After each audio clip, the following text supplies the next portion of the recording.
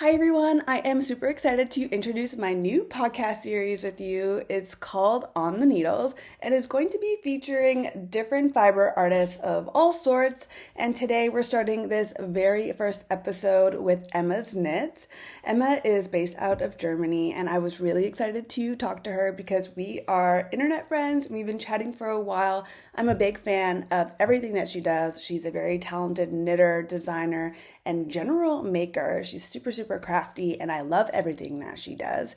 So, if you are interested in this very first episode, which I am so excited to bring to you, stay tuned because we're going to jump right in where I interview Emma and talk to her about designing knitwear, about her creative process, internet friends, and a whole bunch more. So, let's get into it. Thanks.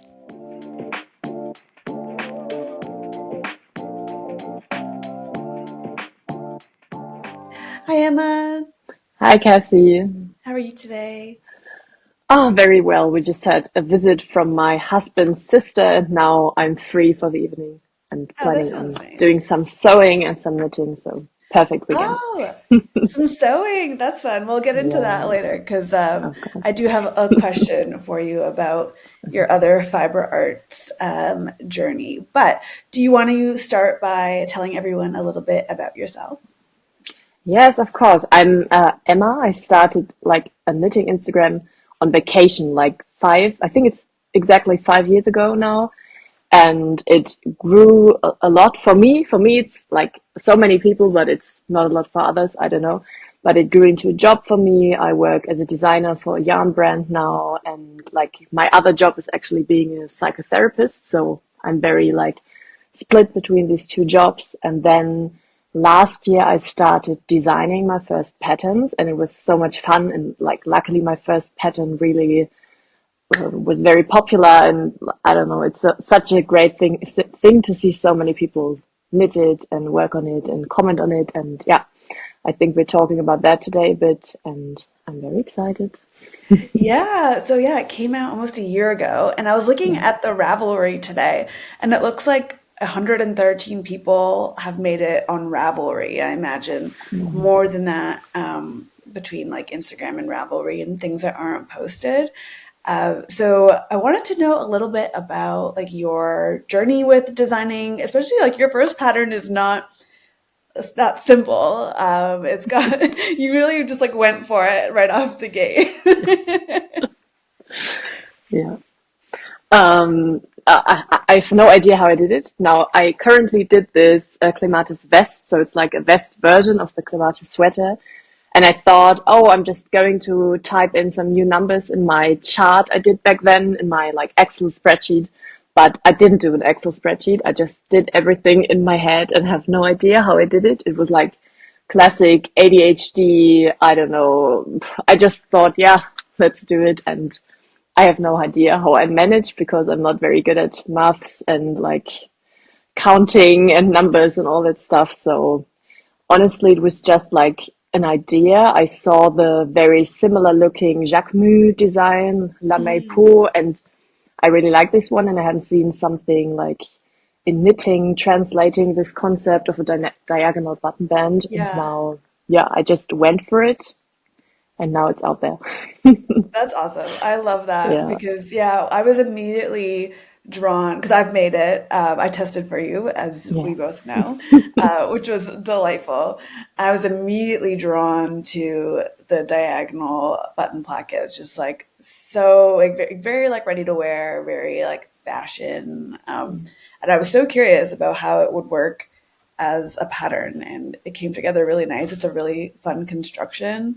I'm really thank you so excited much. about the vest version. It looks really cute on you. Thank you. And so you've been designing quite a few patterns since then. You've got one in testing right Yeah. now that I'm also testing for you.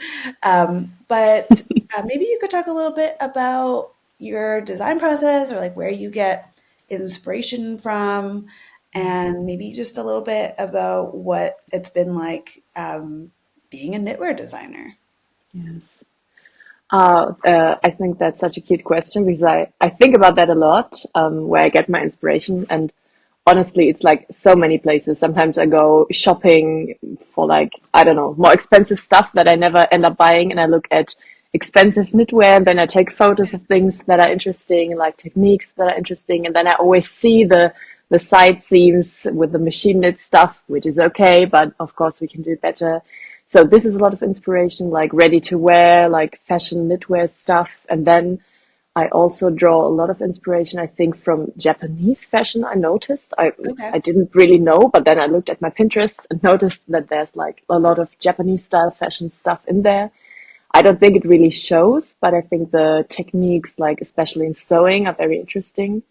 And now that I started, like the first steps in sewing as well, I've noticed that many techniques in sewing haven't been translated to knitting, like peplum, for example, and other like techniques and styles that you can do in sewing, but that I haven't seen in knitting, special types of layering. And yeah, I think that's mostly it. Sometimes also like Copenhagen style, Scandinavian fashion I see online, sometimes TikTok. It's a very like crazy mix of things, and Yeah. it's always something I think I would like to have and wear myself, and then I try to design it. Yeah. And so you're based in Germany, right? Yeah. Nuremberg. It's southern Germany. We had crazy weather today. Now I'm looking at a very Bavarian blue sky, but yeah, excuse my English. I'm trying my best. No, your English is great. I mean, I don't Uh, have any German whatsoever. So you're already doing way better than me, but no, this is great. Um, Perfect. would you say, is your style influenced by where you live at all, or what's kind of like the style like where you are? Honestly, where I am, it's not very style focused, Okay. especially like Bavaria is very conservative, a bit boring. Like it's the richest but most conservative part of Germany. I would say it's like mountains and traditional clothing and Okay. lots of right wing politics and stuff like that. It's Nuremberg can be quite nice. It's like a mix of things. It's a big city, so there's always a lot of like anti-culture, I feel like, which is very cool, like subculture stuff and beautiful secondhand shops where I draw a lot of inspiration. But I think it's more stuff I see online or stuff I wish Okay. I had or could wear. But I think Germany has some great fashion influence in Berlin, mostly, I feel like, which is I don't know. I started dressing a lot more feminine when I started knitting. That's something I really noticed. I used to wear very, I don't know, tomboyish. It's not the best word, like androgynous black clothes, usually, like very Yeah. boxy stuff. And now I got more into like fun colors and combining stuff and being a bit more experimental and maybe even feminine with my style. So maybe that's a bit more Berlin, but I have no idea, honestly. Yeah, no, that's fair. Yeah. It's interesting that you say that too, because I've noticed for myself with knitting and sewing, because most of my clothes I make now, that I've really gravitated away from black and from Mhm. like heavy neutrals because I find it boring to Yeah. sew and knit with them, especially knitting because it's like you're doing it for a long time. And it's like you want to stare at this like black or beige thing for Yeah. ages, and some people do. Yeah. But I've been having way more fun with color, and seeing your like green vest is like a color I've been really into lately. So Yeah. yeah, that's awesome. Now, in terms of when you were, we'll get back on the design train a little bit, and then I have a few other Sure. questions. But when you were learning how to design, or when you were designing um, your clematis sweater, and even in your other designs as well, have you were you using any resources? Did you have any help? I know you work for a yarn brand. Did you Yeah. have any help from your colleagues? Like, I'd love to hear a little bit about that. Yeah, I think I had quite a unique like way into designing. Like I think most people just knit and then start to design, but I work as the head of design in my yarn Okay, brand where I cool. work. It's not my yarn brand, but I'm head of design there. So I work with loads of designers every day. It's like my job, I would say, to write emails or have calls with other knitwear designers and like talk about how we could collab, what yarns they would like to use from our brand. And this way, I think I learned a lot about designing, like what works, what doesn't, what is grading, how do you find a tech editor. I already had many contacts with tech editors, translators, stuff like that. So I think this was super helpful, but I have no colleague who's in knitwear design. Like we Okay. have colleagues in marketing and like finance and stuff, and they all don't really knit. And there's like Okay. only three colleagues that knit, but they don't design. So I don't know. It was like learning by doing, but with great resources, I would say. And I, of course, was supported by the brand I work for. Like I could use our yarn, and it was very like easy for me to start. Um, but I think what I did like from the start was having a tech editor, having a designer, like graphic designer help me with layout and stuff like that. So I think this is something, if I could like recommend something, this is it, like being professional and like investing a bit of money right from the start, because Mhm. this way people like work choose your patterns again. I think that's very important. I think most of my pattern sales come from people who made one pattern and now want to make another. So this is like, I think, very important. That's really cool. And so you were mentioning that you sort of have you do the knitwear design, and then you also work for the yarn brand, and then you also do you work as a psychologist, or Yeah, yeah. yeah, And so how is balancing all three of those? Like what is your like week look like or your day look like? yeah. Currently, it's a bit stressful. It was a bit like more chill, like the last half year or something. But now I'm still in training as a therapist. So I studied psychology and now I'm doing a training as a psychodynamic therapist. And it's like something like a 5 year training. And I'm in year three, so not that long to go. And now I'm working in a psychiatric clinic for 3 days a week, and then 2 days a week as head of design in the yarn brand. And then Okay. everything else happens on the weekends, in Yeah. the evening, night, I don't know, like weird time schedule. And it can be a bit stressful, but at the same time, I'm like very happy about it because it gives me so much freedom in both jobs just to like switch every day. I think I need like a lot of mental stimulation not to be bored. I used to be bored a lot and I always do like so much stuff at the same time. So it's a perfect balance for me, I think. But I'm very happy because in fall, my psychiatry or psychiatric ward time, I don't know the word, will be over. And then I work with clients like on a weekly basis that come to the practice I work in. And then we see each other like weekly or something like that. And I'm more flexible on time and it won't be 3 full days, maybe two. And I'm planning on having like a full day for my own creative work. That would be perfect, like maybe Fridays or something. Yeah, That sounds great. Yeah, it would be I'm really trying. nice. Yeah, yeah, would be great. Yeah. And so, other than knitting, I know you've got a few other things on the go. You recently started sewing, Yeah. and you also do beadwork as well, right? For Yes. jewelry making. Yeah. Could you talk a Yes. little bit about, I'd love to hear a little bit about Of course. what sewing has been like for you. I know I think you just recently bought it not too long ago. Have Mhm. you been able to do any projects yet, or what's that? How's that going? Yes, I bought the sewing machine like 2 months ago. I had a very like terrible incident last year with a sewing No. machine. I ordered one on like eBay. It's like we have like a Craigslist version of eBay in Germany, and I got scammed. And they never sent the sewing machine, and I paid Oh, like 400 euros or something. And I never really like I don't know. I couldn't bear the shock, and so I couldn't buy another sewing machine for a year. And like now I was ready to buy another one and to start fresh. I don't know. I was very annoyed by that.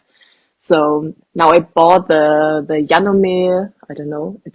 The English people always say Janome or something like that, oh but I think yeah, it's actually Japanese. true. I don't know how you pronounce it. I'm not a pro, but yeah, whatever. In Germany, we say Yanome. I don't know what's right. And it's such a great like sewing machine for me. I'm very happy. And what I noticed, which is very funny, like so many people told me sewing is so expensive and takes so much time. But I think I'm like very with being focused on knitting for years, I was like, yeah, whatever, 50 euros for a shirt, that's nothing. And it takes 3 hours, that's nothing. It's like so much less expensive and less time consuming than knitting so far. So it has been lots of fun. I did a very like overly complicated pattern, I think, for a first one, the Gilbert top by Oh yeah. Anna Oh yeah. Allen Clothing. It was my second project and I did it. It looks great. But Amazing. afterwards I was like, what the fuck did I do? Why did I start with that? It's so complicated. That's like a notoriously tricky one as Yes. well. I would say Yeah. it's like the not the most straightforward instructions for Wait, that top. let me show you. I think it looks okay, but I did it in black. It's But lovely. it's not bad. I don't know. It's great. Did you do it in linen? Yes, it's 100% linen. It's so nice. And I did matching shorts, the Pomona pants, I think. Oh yeah. Perfect. I know the Gilbert top is actually not by Anna Allen. What's her name? No, the Gilbert top is from Helen's Closet. Helen's Closet. Yes. I'm still getting into the names, but I think Yeah. they're both big ones. Yeah. And I made this shirt, like this was my first stretchy fabric, and Oh I did yeah. the lettuce hem. I think it's so cute with a Yeah. mock neck. I don't know. I like it a lot. I love that. Look at Yeah. you. You're already into Yeah. knits. You've done buttons. Yes. That's like way more than what I did hmm when I was first learning. My next project is doing a zipper. I have no idea how to do it. I bought a zipper and I want to like recreate my favorite skirt I bought, and I'm trying to make my own like what is it?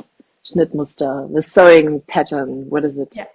Sewing pattern, right? Oh, No. just a pattern. Yeah, sewing pattern. Okay. Perfect. Yeah. So that's where I'm on sewing. It's a lot of fun, but I can't like sew everywhere. I can't like sew on the go, which is a Mhm. bad thing. I don't know. It's unfortunate. So I always have to like carve out a full 3 hour time block to sew, which is very different to knitting. I always do that like in between while watching Yeah, a show, on the train, something like that. So they work like perfectly together. And then I always do like beadwork and necklaces and jewelry for my Etsy shop, which is like a whole nother thing. And yeah, working on that as well. that's awesome. Yeah, Yeah, you definitely seem like you've kind of got a little mix of everything from like work and hobbies. yeah, yeah. That's awesome. Now I'm wondering, just on the topic of sewing and knitting and making your own clothes, do you have any sort of like goals for your wardrobe or any, I know you mentioned wanting to do like a zipper, any like big future plans from knitting or for sewing or any other fiber arts that you're envisioning? I would honestly love to be wearing like a fully handmade outfit once. Like underwear, okay, I can buy that, but like the rest handmade would be so cool. Like I think knitted pants are, I don't know, I'm a bit torn on that. So I think it's Yeah. cute, like shorts, but I can't be full knitwear. I think it looks a bit weird in my opinion. So Yeah, like it's not much for me right. either. Yeah, not for me. Yeah. So maybe some like hand-sewn pants and like knitted socks and then something like this combo. I think this would be so cool. And I want to take a photo and be very proud. Something like Yeah, that.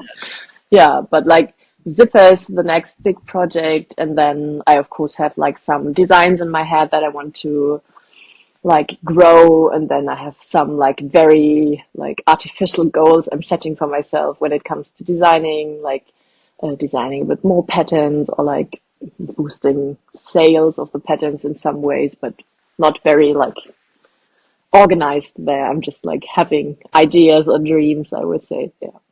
that's cool.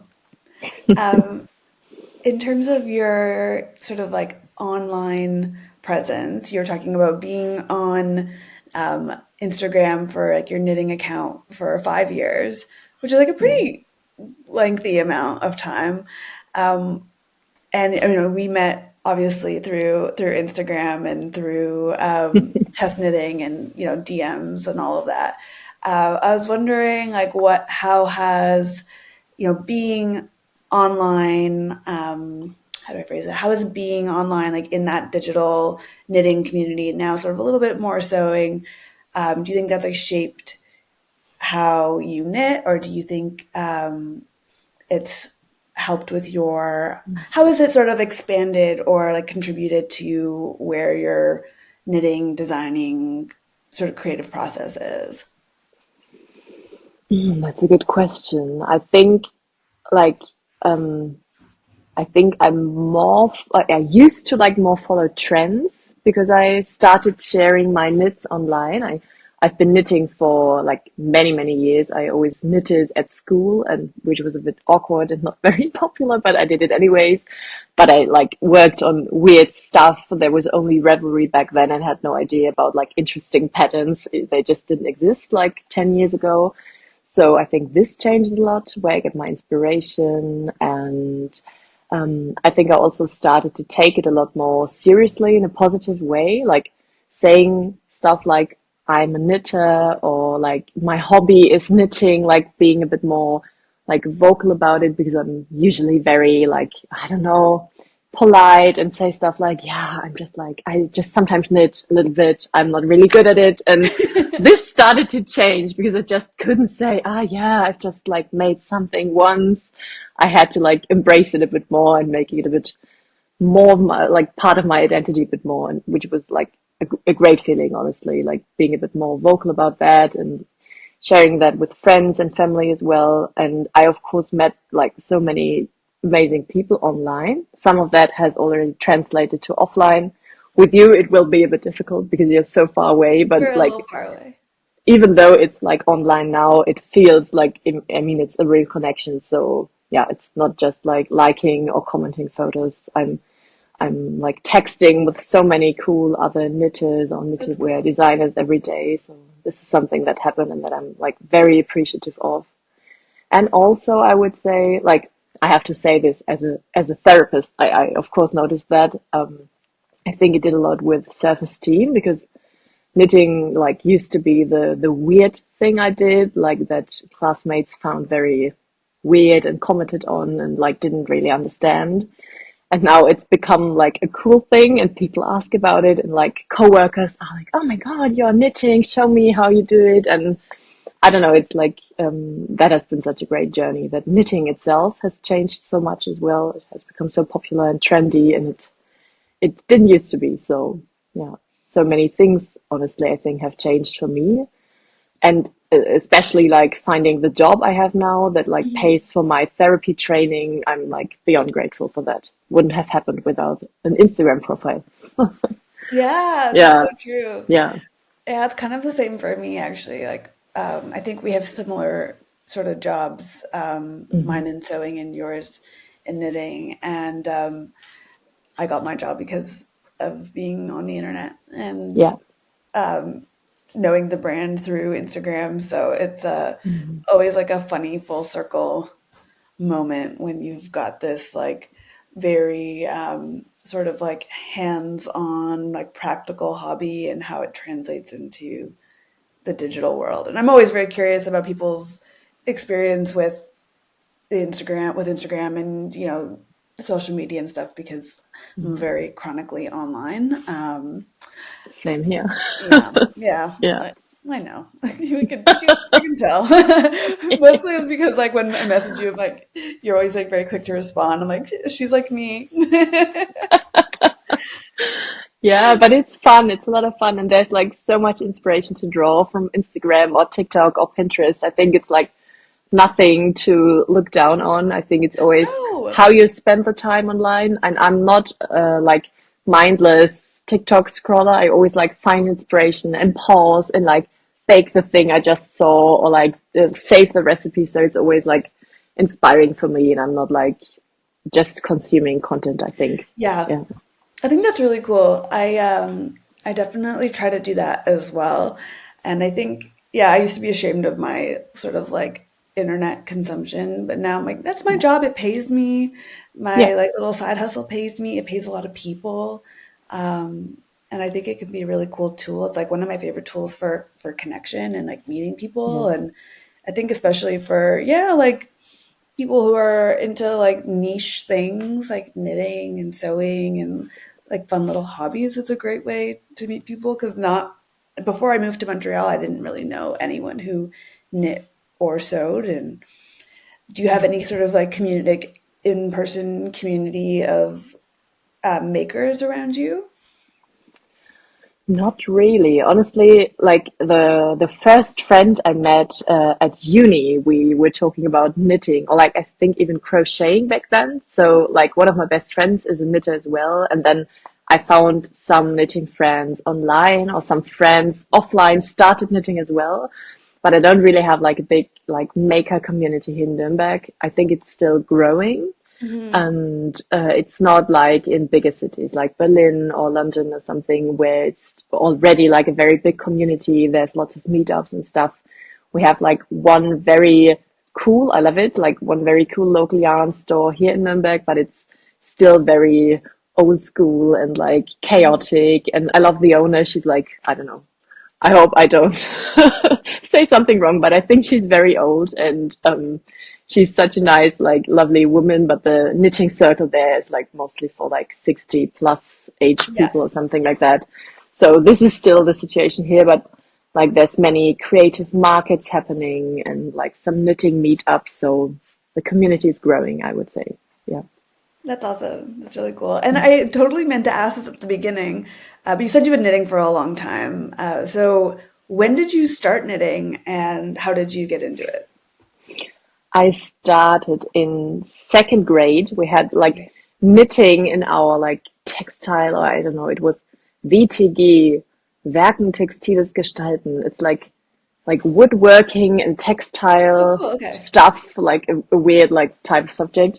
And we could decide if we wanted to learn crocheting or knitting, and then I decided on knitting, and everyone made like a small like smartphone. Oh, there wasn't smartphones, like Nokia phone Oh, case. you're the Nokia And one. I was like, of course, again, thinking, no, I can do something like a lot bigger. And then I decided on making a worm, like a huge worm that would be on my bed in like loads of different colors. And it, this long is what I made. It's like, it looks insane. I will have to like share a picture one day. It's such a funny piece. But then I started knitting and I didn't stop. Like my grandma used to be a seamstress and she Okay. also had like loads of like yarn and wool and stuff lying around. So I stole a lot of that and started knitting and she like shared some techniques with me. And then I think I really picked up knitting like garments and accessories, I think in like eighth or ninth grade, something like that. Yeah. That's really cool. So do you think that's a trend for you where you look at, you try to do bigger projects or you're sort of like a figure it out as you go kind of person? It seems like Yeah. you aim really high and just try to like get there in the end. I think so. With creative things, like 100%. Like with other things, sometimes not. But when it comes to like creative stuff and any kind of like fiber art, textile art, clay, sewing, beadwork, I don't know, drawing. I've done it all, and like I always go all in, and then I decide if I like it or not. And I don't know. I think it's a very ADHD thing sometimes, but I like it that way. That's really cool. Yeah. I love that. I think so many times we kind of err on the side of caution or we like start, we're always encouraged to start small and build up. But I think it's really cool that you like I honestly really admire that your first pattern was the clematis sweater because it's so it's not even necessarily a challenging knit, but I feel like challenging to conceptualize and especially if it's your first time designing something. So I really admire that. I think that's very cool. It inspires me to maybe try things a little bit, go a little bit out of my comfort zone. But I think the clematis sweater like is also it's not only me being very like confident in doing a very complicated thing for my first design. It's honestly also part of being a bit insecure sometimes because I Okay. thought about designing like forever, but I always had this feeling it has to be something very special, never seen before, unique, like Mm. I don't know, spectacular. Nobody has done it, and it's like such high pressure. It's not possible in designing. So this is what I like started out with, this feeling of I have no place, like no place in designing if it's not nothing special.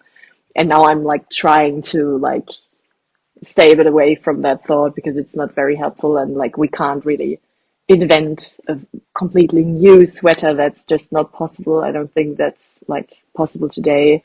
And yeah, but like that's something I was also a bit stressed about, this feeling of it has to be something new, otherwise I can't share it, otherwise like I'm not, it's not worth taking up the space or something like that. So it's a Yeah, mix, like a mix that's of really being interesting. confident and not very confident. I don't know, something in between. Yeah. Okay. That's really interesting. I really relate to that. I think it's the main reason why I haven't designed anything. 'Cause, like, Yeah. what new perspective am I bringing? Mm-mm. Is it worth it if there isn't some sort of like new perspective? And Yeah. I don't think that that is true, but it is interesting how we make it true for ourselves. Yes. I would never say that for others, but I always say it for myself. So it's like classic thing. Yeah. So um, how are you working with that or against that now that you're doing other designs? Are you sort of leaning? Yeah, I'd love to know like if that's like a natural instinct, how are you moving past that?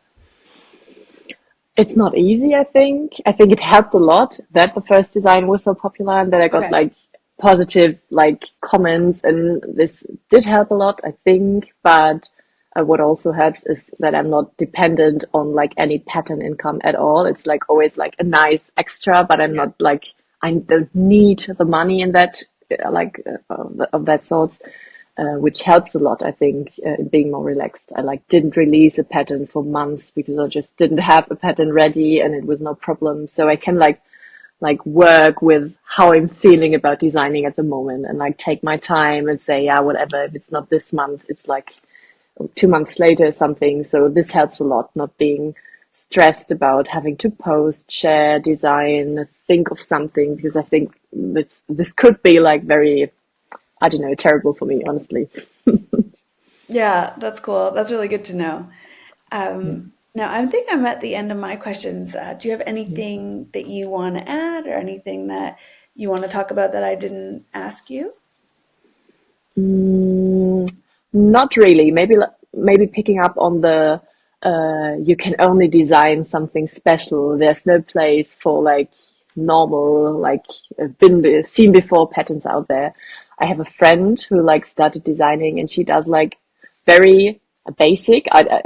This sometimes sounds derogatory, but it isn't. She does like very thought through, more basic patterns like raglans, and they are very beginner friendly. And her layout is beautiful. Her photography is beautiful. She like takes so much time when designing, and I think there's such a place for patterns like these because people want to buy them because they like her online and they want to support her as well. But that feels so crazy to me that like someone would want to support me. So I think like self-esteem and being confident is like can be such a hindering thing in designing, but it can also like be such a like booster in a way. I'm not sure. I think it motivates me as well to like show myself. I know I can actually do it. Like that's also something I'm working with, and I don't know. You can make it your motivation in a way. Not easy. I'm working on that. Yeah, but no, final words. I would say I'm like so happy to be in the knitting community. I'm so happy that we met online. It's always so fun to like text with you and like I share know. voice messages, and that you like test knit my stuff sometimes. I'm always like so curious about the colors and your styling and your beautiful reels you always share about your outfits. I'm very much in love. Oh, the feeling is Yeah. mutual. Biggest fan, honestly. Yeah, Yeah. same. Well, that's awesome. I really appreciate you, and it's really nice to Yeah. talk to you Yes. online. I was gonna say in person, but Yeah. digitally. If people want to find you online, I'll put everything in the description box. But you're at Emma's Knits Yes, pretty much everywhere, right? I would say. Yeah. Yeah. We'll get all your links in the description box. Thank you so much. I'm very excited for this. I've never been on YouTube, so this is like This is very your debut. yes, I will have to show my parents. Yeah. Oh, that's so cute. My mom Yeah. watches my YouTube channel, so it's Oh, I can imagine she will love it. hey, Yeah. I'm gonna end it here, but thank you, Yes. Emma. Yes, thank you so much. Okay. Bye Bye. bye.